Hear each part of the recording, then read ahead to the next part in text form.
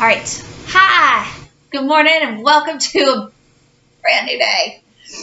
And today I am going to start us off with something really simple.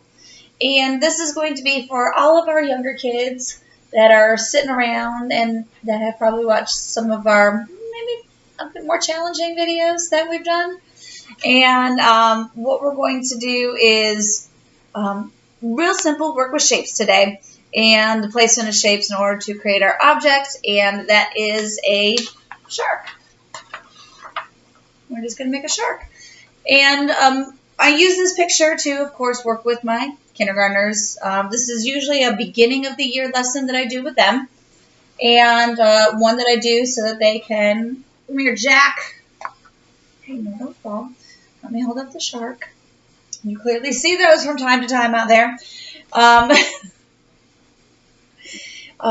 We use this to help them work with shapes after they learn how to draw their shapes, after they learn how to draw their lines, and we learn all the different names of them. We start using the shapes to help us complete pictures and put them all together. And then I do try and get the kids to use the different colors to kind of, create like this sunset effect and think about pictures in terms of a complete picture, a complete scene. We start talking about backgrounds and all that other stuff. It can be very, very difficult for my small children, my 5 and 6 year olds, to complete a whole scene. So in this small lesson that we're going to do, we're going to talk about just drawing the shark and kind of coloring them in. But when I do this with the kids and we have our whole 45 minutes together, we do cover a lot more to get this whole picture drawn. And like I said, we talk about all of it, the scenery and the coloring and all of that to make them really kind of come alive. But we're going to start with our basics. What I use with this, because it is my little friends, is just a piece of paper. You don't have the big paper available, which I don't, so I'm on the same page as you guys. I have my small paper here. And this is the same kind of paper I use a lot of times with the little ones with these one and done drawings that we do in between while we're learning. It's just this manila paper, but sometimes it gives us some really nice coloring textures while we're working. And then we're going to use our crayons. And if you've got the larger crayons for the kids, these are what I try and use for my little ones. I ask the parents to send them in if they're able to, because I can't always get my hands on a whole class set. I go around to all the stores at the beginning of the year and buy them. But it makes it easier for them to grip them while they're learning and working on their fine motor skills. So I've got my crayons here.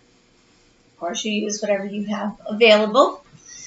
And when I start it, we start with our shark, with our large oval. And I tell the kids that we're going to try and get the oval nice and big. And to get them to think of terms of big on the paper, I tell them that we want it to be bigger than our hand.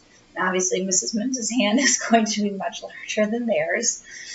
So it's all relative as far as how big they get it. But when I just tell them, hey, drop big, I still can sometimes get things very, very tiny on this large paper. So if I have them put their hand down first on the paper and they look at how big their hand is on the paper, and then I have them start drawing their oval around the hand, that helps them think a little bit more concretely instead of such an abstract thought of, okay, I'm going to draw big now. And they're not able to do that as well. So we're going to start by drawing our large oval. And sometimes if you have your child just put their hand on the paper to start the oval, they can see how they're going to create that. And then we finish it up. Mine looks a little weird because of the lines of my table, so forgive me. And then they kind of look, and is it the size of your hand or bigger? They say yes, then yay, good job, guys. All right, now we'll start and we look at the other shapes on our shark, which is our triangles. How many? We've got 3, so we start identifying all that. And how many are on top? We've got 1. So we're going to put 1 on the top, and it is right in the center. Again, for a kindergartner, at the beginning of the year, this is now the end, so it might be a little bit easier. Getting in the center is still kind of an abstract idea. But we're going to try and get our fin. And then as we're drawing, I talk to them about sharks. Sometimes I play Baby Shark for them. Sometimes I don't, because when that came out, my daughter was a little younger, and that song made me want to run and scream too. So, you know, if you don't want to, I understand. And then we're going to put our 2 triangles, and these are off to the side. I got one on each side, one on the left, one on the right, and these are a little bit longer. He uses those to help him swim when we talk about that, and all kinds of stuff. And now we've got our shark, and he's under the water, and his eyes are under the water, so we've got to figure out where our water is. And we figure out where our water is by drawing our line. And our line is going to stretch all the way across our paper. And I start on one side, and I come to the shark. Since the shark is under the water, what do I do with my line? I want to go through the shark. Of course I do. And this is getting a child to draw a line all the way across the paper can also be a tricky task, believe it or not. Trying to teach them to do this and go from one side all the way across to the other can also be quite daunting. So now we know where to put his eyes. His eyes are sitting under the water. He's looking at us under there in 2 little circles. And this ends up being just a very simple drawing for the children. Now, some of my large crayons, I do have a white crayon that they're able to use. If you're drawing on white paper, you won't have to draw that white. And then we're able to just color it in and fill in our little shark. If I color lightly with my black, he's going to look a little bit more gray. And we just start filling him in. And that's all that there is to it. And he is done. Now for this one, with the kindergartners, I generally don't fill in the mouth. I do have another shark drawing that I accomplished with the kids. And I don't know if I have that here at the house. I might, but we paint that one. We certainly could color it, couldn't we? This one I don't do with the mouth because, like I said, this is the beginning of the year. We're just kind of starting to put our shapes together and work on this. We bring up the mouth one a little bit later on because obviously it's a little bit more involved with all the teeth.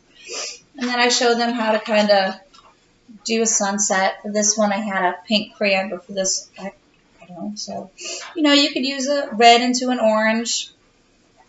And I show them how we just start coloring the red. And we go down a little bit. Of course, if you want to add your sun there, you could, or clouds or whatever. And then we stop about halfway. And we start coloring our orange. And we make sure we color a little bit of orange into the red. And I teach them how to do that and get us a little sunset. So it's fun. I start teaching the kids a little bit about color mixing already in kindergarten. It creates a little bit of a scene for them. They really seem to enjoy it. And you could certainly do a little bit in the water as well. So it just depends on what color crayons you have. If you wanted to add some other little details down there, especially if you've got a little bit of an older child who's going to participate with you guys. If you wanted to add some fish or some seaweed or crabs or just anything else you really wanted, you could certainly do that. If you wanted to add like a little ship kind of sailing in the background, a tiny little one, go for it. Just have fun. It is your drawing. Enjoy it. And I hope your little ones enjoyed making this little shark with us. So I will see you guys later. Have a good day. Bye, guys.